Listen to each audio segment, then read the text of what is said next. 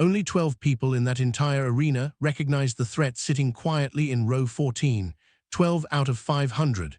The rest had come to watch a champion defend his territory. They came for dominance, for athleticism, for the absolute certainty of a man who had never tasted defeat. They came to watch Michael, the destroyer, Chen, prove once again that nobody could stand against him. But what they failed to grasp, what they simply could not comprehend, was that they were about to witness the precise moment when a legend emerged from obscurity and permanently altered the course of martial arts history. The atmosphere inside Long Beach Arena felt suffocating. Sweat hung in the air alongside tension and anticipation. Not a single seat remained empty. Every pair of eyes locked onto the platform below. Fighters representing nations from across the globe stood shoulder to shoulder, each carrying years of discipline, cultural pride, and unwavering belief in their respective fighting systems. Yet towering above all of them stood one figure, Michael. Imposing, muscular, draped in the crisp perfection of his white uniform, his black belt hung like a badge of unquestioned authority. Every motion he made carried precision. Each strike during his warm-up cut through the air like a blade. He didn't simply look like a champion, he appeared utterly untouchable. And that conviction had grown inside him over years of dominance. 47 victories, 5 years without a single loss, 3 consecutive championship titles, no hesitation, no doubt, no worthy opponent. Over time, his confidence had transformed into something far darker, not merely pride but absolute certainty that no other fighting style, no other practitioner, no other philosophy could ever stand beside his own. When officials placed the microphone in his hand, the crowd erupted with approval. This followed tradition. The champion speaks, the audience listens, but the instant he began addressing the room, something felt distinctly different. His tone carried more than confidence, it carried finality. "I stand before you today," he declared, "not merely as a champion, but as living proof." Applause thundered across the arena. He allowed it to build, then slowly raised his palm, commanding silence. Proof that authentic martial arts are not theories, not philosophies, not performances, but measurable results. More applause followed, even stronger this time. But then his eyes hardened, and his next words shifted from pride to provocation. "Because if results truly matter," he continued, "then we must stop pretending that all fighting systems deserve equal respect." The change in the room was immediate, subtle at first, but unmistakably real. Some spectators leaned forward with interest, others crossed their arms defensively. Masters exchanged knowing glances across the rows. The energy of the moment had shifted completely. Michael took a measured step across the stage. "Shotokan karate has proven itself time and again," he stated. "Discipline, precision, power tested under the most extreme conditions." His voice sharpened further. "But not everything presented to you as martial arts deserves to be called genuine." Silence descended, heavy, uncomfortable. And then he spoke the words that would echo long after that day ended. "Kung Fu is not real fighting." The statement landed like an unblockable strike. The audience froze, some appeared shocked, others looked offended, many simply waited. Michael didn't stop, he couldn't anymore. "It's performance," he continued, "movement without meaningful application, beautiful to watch but entirely useless when faced with genuine resistance." A few uneasy laughs rippled through the crowd. That response only pushed him further. "If it actually worked," he said louder now, "we would see it represented here, we would witness it succeed, but we don't, because when fantasy confronts reality, fantasy always collapses." Each word thickened the atmosphere. Every sentence built pressure that nobody yet realized was about to detonate. Then came the challenge. "So let me simplify this," Michael declared, scanning the audience with a confident smirk. "If any Kung Fu practitioner exists here today, any Chinese martial artist at all, step forward and prove me wrong." Nobody moved, not initially. The silence stretched uncomfortably. Judges remained motionless. The tournament organizer shifted uneasily in his seat. Even some competitors lowered their eyes because this had transcended tradition entirely. This was deliberate provocation. Michael leaned closer to the microphone. "I'll even make it easier for you. Light contact only, no need to embarrass you too severely." Another ripple of laughter spread through the audience, nervous, thin, but sufficient to feed his arrogance. "Unless," he added, "all of you are exactly what I suspected, all talk with no substance behind it." And that became the moment everything transformed, because in row 14, Bruce Lee finally moved. It wasn't theatrical, no dramatic rise to his feet, no visible anger, just a quiet adjustment, a controlled exhale, the kind of movement only someone utterly certain of themselves could execute. The man beside him, one of the 12 who understood the situation fully, leaned in quickly. "Bruce, don't," he whispered urgently. But Bruce Lee didn't respond verbally. His gaze remained locked on the platform, on the man speaking, on the arrogance filling the air like smoke. Because this was no longer merely about personal insult. This concerned truth being buried beneath ego. And Bruce Lee had never been the type to remain silent when truth faced challenge. Slowly he rose to his feet. A few heads turned toward him, then more. The motion spread through the crowd like ripples across water. Conversations died instantly. Attention shifted entirely. Michael noticed the disturbance as well. He narrowed his eyes toward the audience. "Yes," he called out with amusement, "you have something to contribute."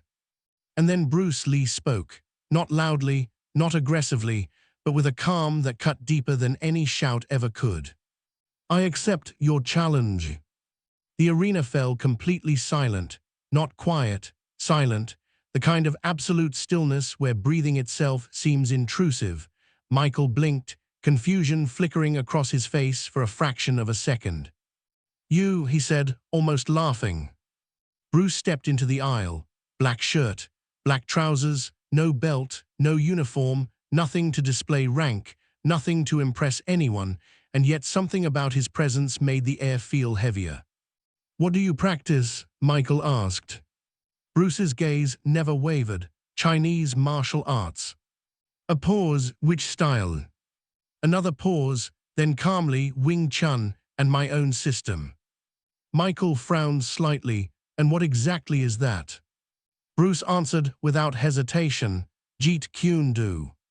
The name meant nothing to most of the crowd, but to those 12 individuals, it carried everything. Because in that exact moment, they recognized something the others couldn't yet see. This was no longer merely a challenge. This represented a turning point, and the champion standing on that platform had just invited it himself. For several long seconds, nobody in that arena moved. It seemed as though the entire building had been forced to hold its collective breath. 500 people had just watched a complete stranger rise from obscurity and answer the most arrogant challenge of the day with a calmness that appeared almost supernatural. Michael the Destroyer Chen stood frozen at center stage, microphone still gripped in his hand, his confident smile beginning to fade at the edges. He had anticipated outrage, perhaps whispers, maybe offended looks from traditionalists scattered throughout the crowd. What he had not expected was this, a man in plain black clothing stepping forward without hesitation, without fanfare, without the slightest need to prove his right to be there.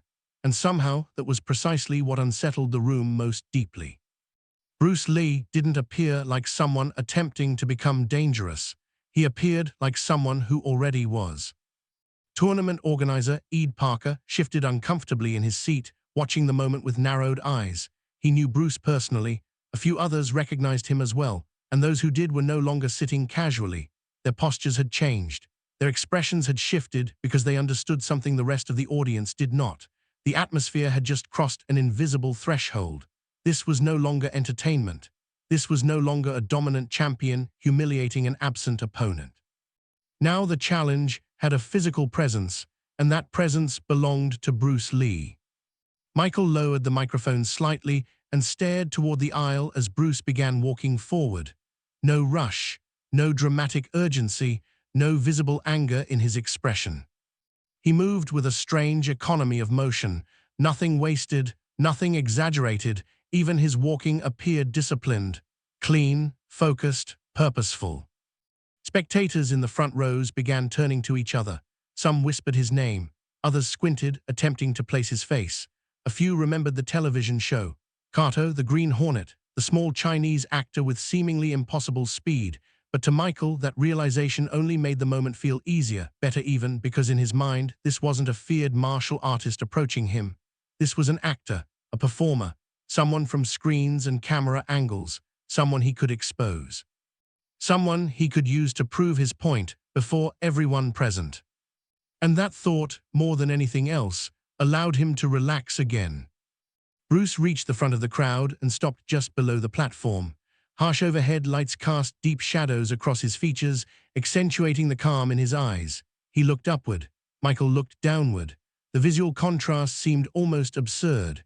Michael stood tall in a pristine white uniform, wrapped in rank, structure, institutional legitimacy. Bruce stood below him in simple black clothing, with no visible symbol of status, no belt to reassure the audience, no formal costume to suggest he belonged in a world governed by tournament rules and traditional hierarchy. But somehow standing there, Bruce didn't appear smaller. He appeared quieter, and there exists a fundamental difference between those two states. "You're serious?" Michael asked, unable to completely hide the amusement in his voice. Bruce nodded once, very. A ripple moved through the audience. Michael glanced toward Ed Parker.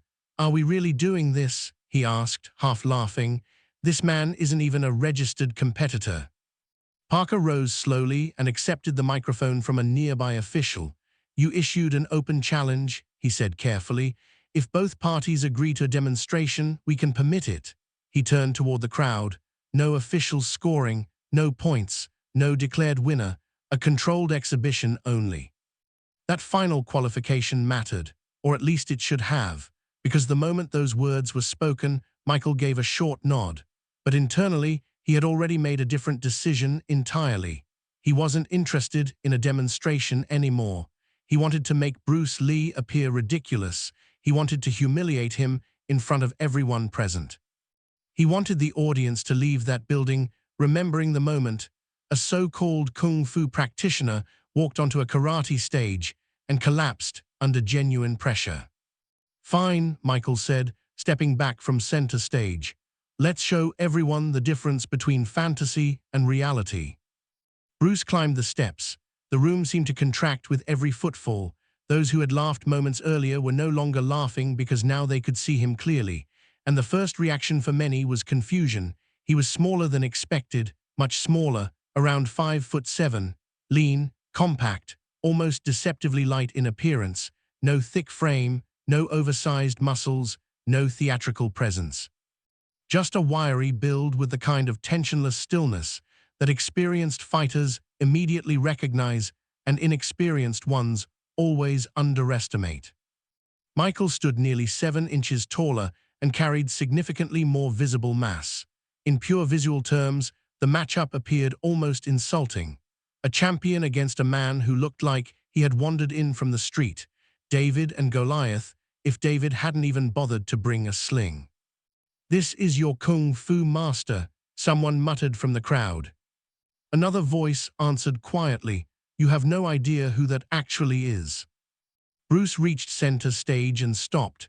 No bounce in his stance, no ritual, no attempt to impress anyone. He simply stood there and regarded Michael as if everything around them had already ceased to exist. The crowd, the judges, the lights, the pressure, none of it seemed to reach him. Michael rolled his shoulders and smiled for the audience. "Last chance," he said loudly enough for everyone to hear. "You can still sit back down." Bruce didn't react. "I'm already where I need to be." That response landed harder than it should have. Even Michael felt its impact, but instead of reading the warning contained within it, he smirked and stepped closer. Ed Parker raised the microphone one final time. "For those who may not be aware," he announced, "this is Bruce Lee, a martial arts instructor from Los Angeles. He teaches Wing Chun and his own personal system, Jeet Kune Do. Some of you may also recognize him from television as Kato in The Green Hornet." Several audience members nodded with recognition. Others appeared more interested now, but Michael's expression shifted for only one moment, just long enough for a thought to pass through his consciousness. Actor, of course, that explains everything. To him, it made perfect sense.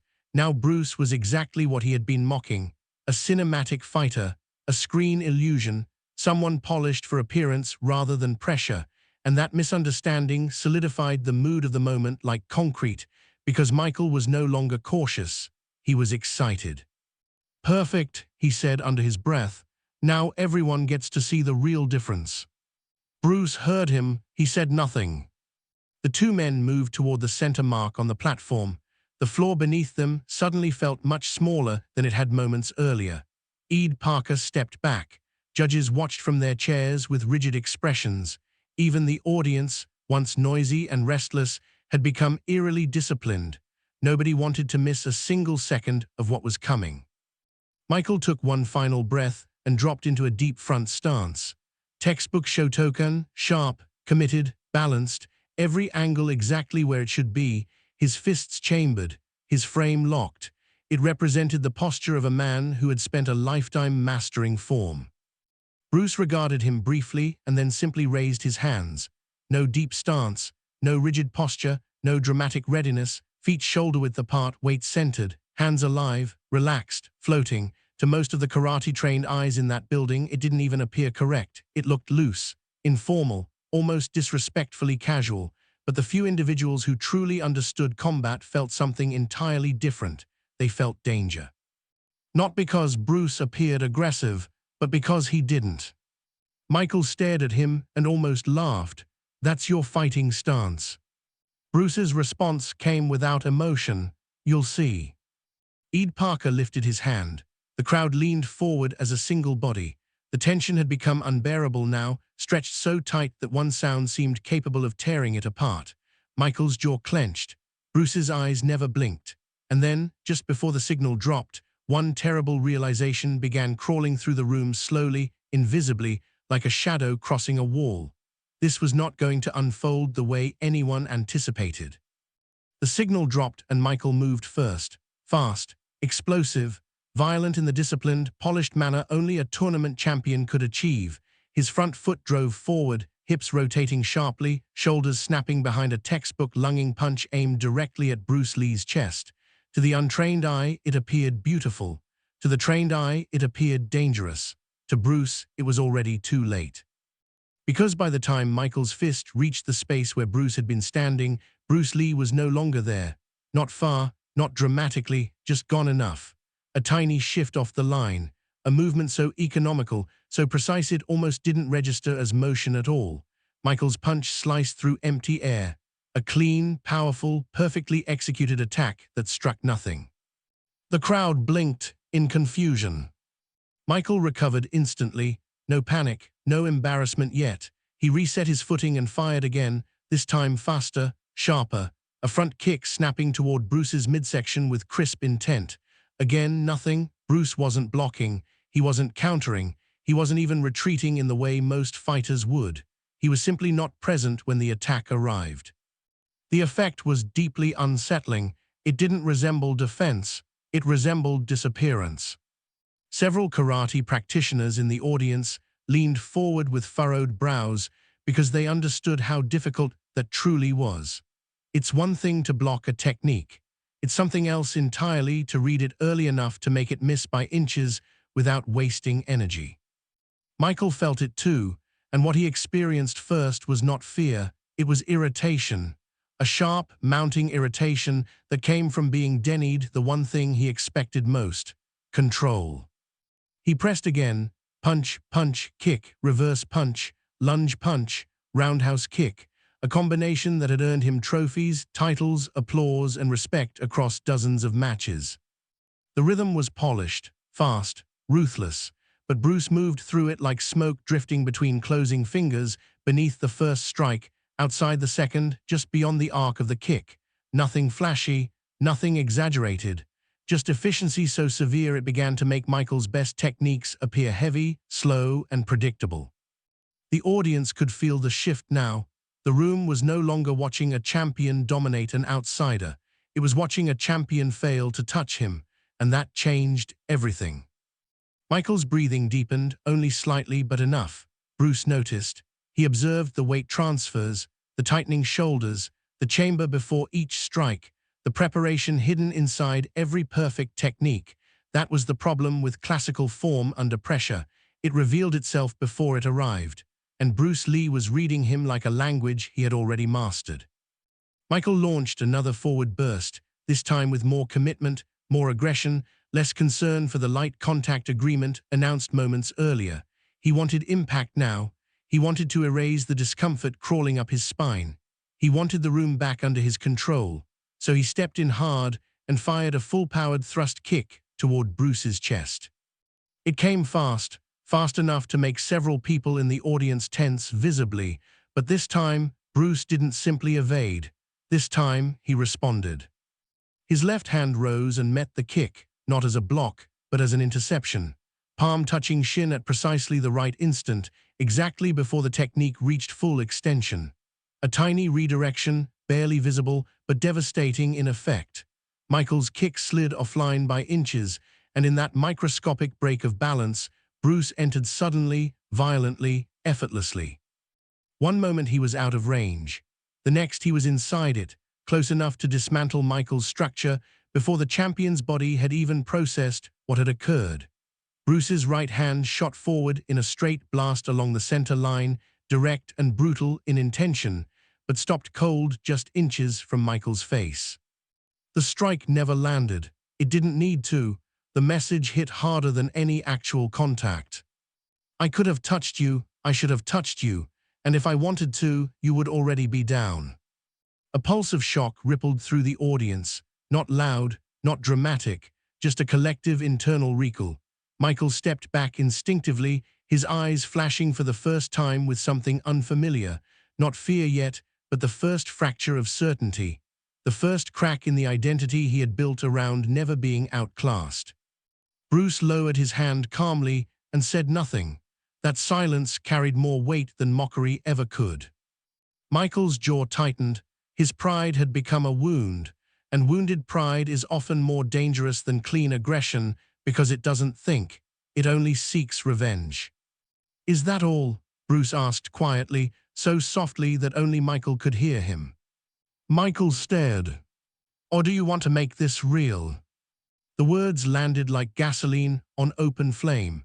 Something dark passed across Michael's face. In that instant, whatever remained of restraint disappeared entirely. He attacked again, harder, faster, angrier, every technique he trusted, every combination he had refined through years of competition. Hooks, straights, kicks, elbows, sweep attempts, pressure, volume, rage hidden inside structure. He wasn't demonstrating anymore, he was trying to hurt him. And Bruce Lee walked through all of it. Not recklessly, not wildly, but with a terrifying calm that made the violence around him seem almost childish. His hands touched Michael's strikes lightly, changing angles by fractions, redirecting force, borrowing momentum, smothering entries before they could become dangerous. Every movement carried intelligence, timing, intent. He wasn't simply avoiding attacks. He was dismantling the fundamental ideas behind them. And now the audience understood, truly understood. This wasn't a style clash anymore. This was a philosophical execution. One man was fighting through predetermined patterns. The other was fighting through immediate reality. 30 seconds passed, then 40, then nearly a full minute, and Michael still had not landed clean. Sweat now clung visibly to his face. His breathing was no longer controlled. His attacks were no longer crisp. The champion who had entered that platform like a king was beginning to appear like a man drowning in front of 500 witnesses. Bruce could have ended it earlier. Many in the room sensed that, but he didn't, because this was no longer only about defeating Michael. It was about making the lesson impossible to forget. Then it happened. Michael, desperate now, loaded up one more high roundhouse kick. Fast, committed, aimed toward Bruce's head with enough force to finally force a collision. The crowd tensed as one. But Bruce didn't move away. This time he stepped in, not back, directly inside the arc of the kick, into the one place where the technique had no room to breathe and no space to generate full power. His left hand caught control of Michael's leg at the knee. His body entered close, and his right hand fired upward in a single line, so clean, so sudden, so exact that half the room didn't even process it until it had already stopped. 1 inch from Michael's throat, perfectly placed, perfectly still, perfectly final. Michael froze completely because in that 1 inch lived everything. Pain, collapse, panic, air cut off, consciousness fading, defeat made physical. Bruce held the position not for drama, but for truth. 1 second, 2, 3, long enough for every judge to see it clearly, long enough for every fighter in the audience to comprehend what they were observing, long enough for Michael himself to feel simultaneously the full weight of what had just happened to him. He had not been outpointed, he had not been embarrassed by tricks, he had been controlled, read, entered, broken, and Bruce Lee had accomplished it without even needing to strike through.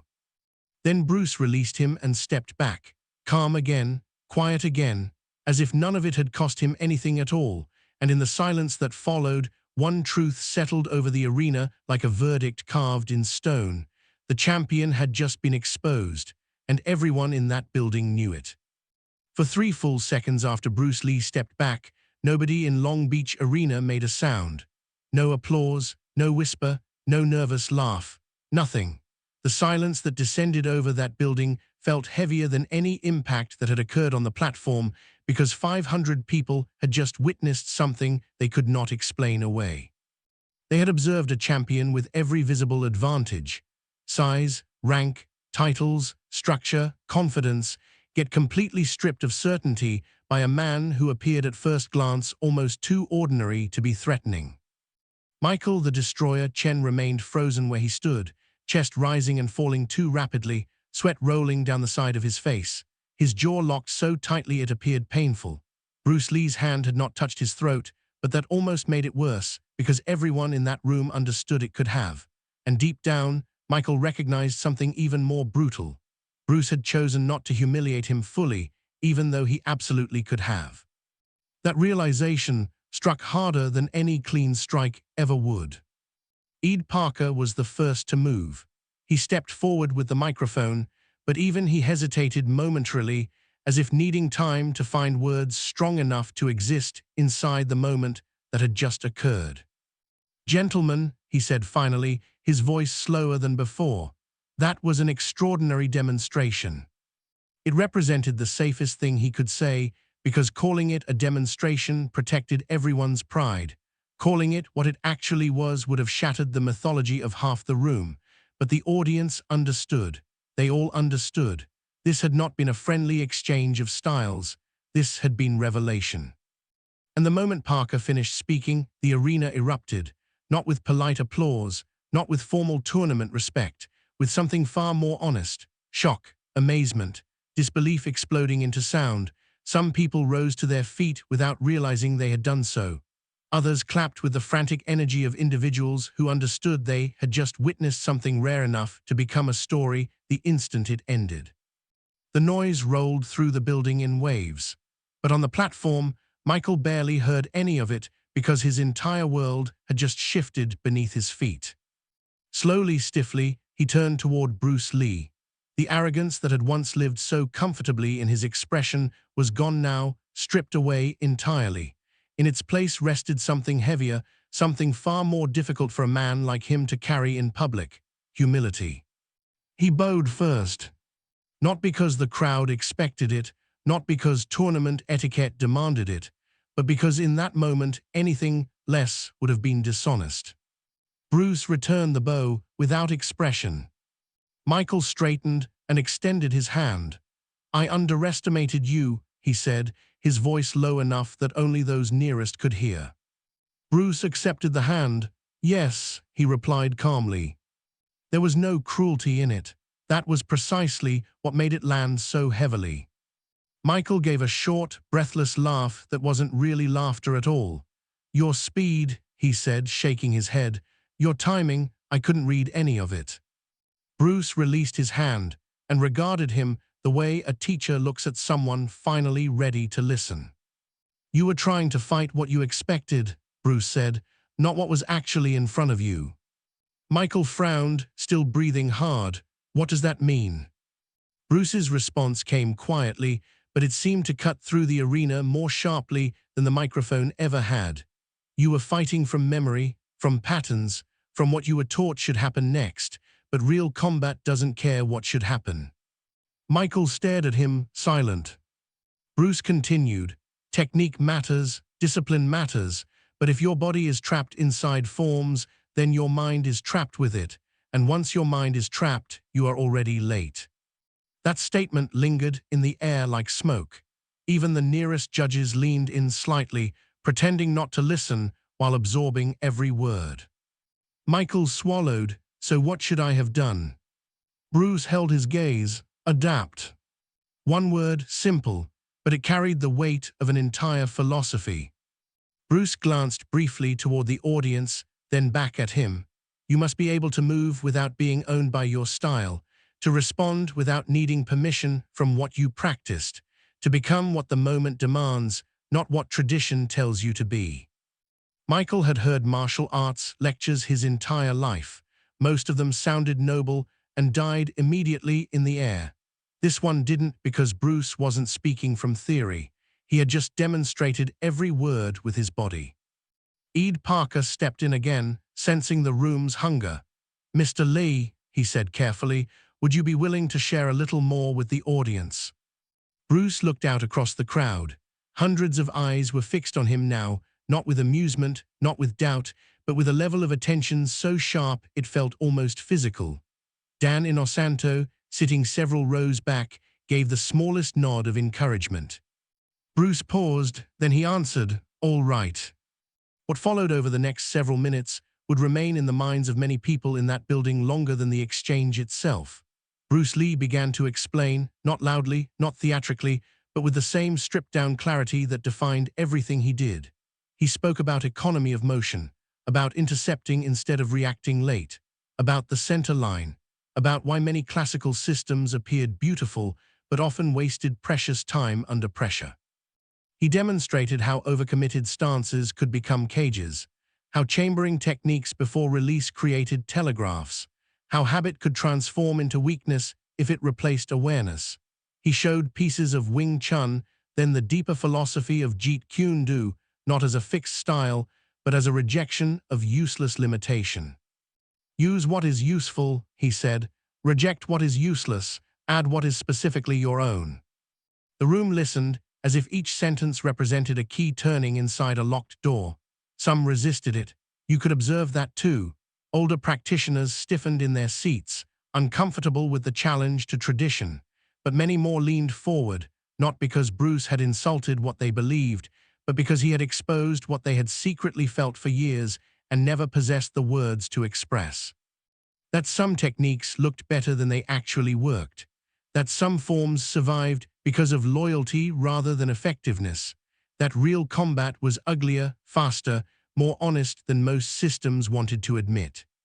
Michael remained on the platform the entire time, not hiding, not escaping, listening, learning, and that may have been the most powerful element of all, because everyone in that arena had just watched a champion lose something far more important than a public challenge, the illusion that he already knew enough. When it concluded, the crowd applauded again, this time differently, not for spectacle, for understanding. Bruce Lee gave a final nod and stepped down from the platform. No victory pose, no lingering in the spotlight, no attempt to harvest the moment for ego.